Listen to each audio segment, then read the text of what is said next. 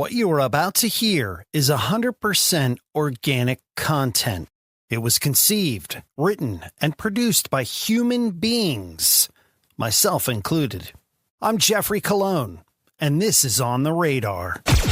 Here's what's on the radar. Emerging stories we have our sights on. With Geoffrey Cologne. A recent article in The Atlantic presents a fascinating new development in the anti-AI movement, one that looks to move beyond the hysterical rhetoric toward real action. Titled, "Excuse Me, is there AI in that?" The piece reports on companies seeing opportunity amid the backlash. Here is an excerpt, and we thought it would be clever to have AI read the quote for us.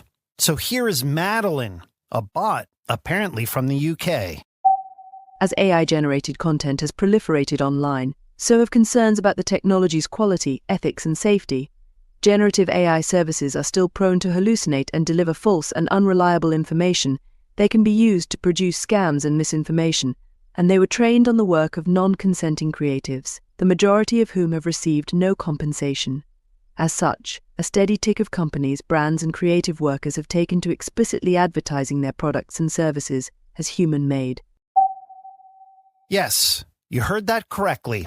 Companies are starting to make the distinction in their advertising that their products are made by humans. So what could this lead to? Well, think about what life was like prior to organic fruit and vegetables, cage-free eggs, and hormone-free meat. These commodities were initially a curiosity for a cult following of health food nuts, willing to pay more for them.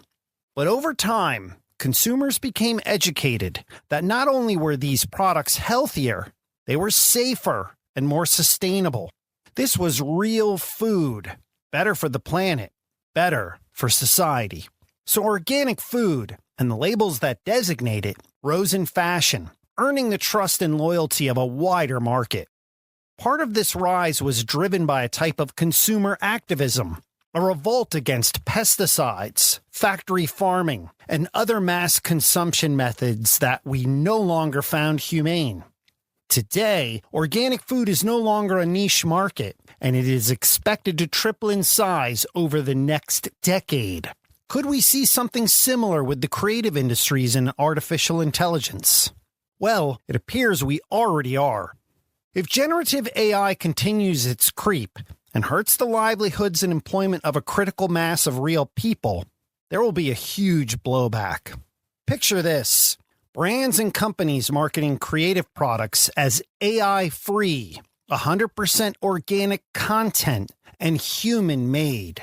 Like the analog grocery store, these creative products will bear labels as totems into this new human-centric club.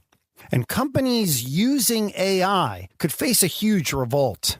Consumers could brand them as inhumane for using machines and not employing real people. This forthcoming AI-free movement could be more than just the quaint, idealistic talking points of a hippie fringe group.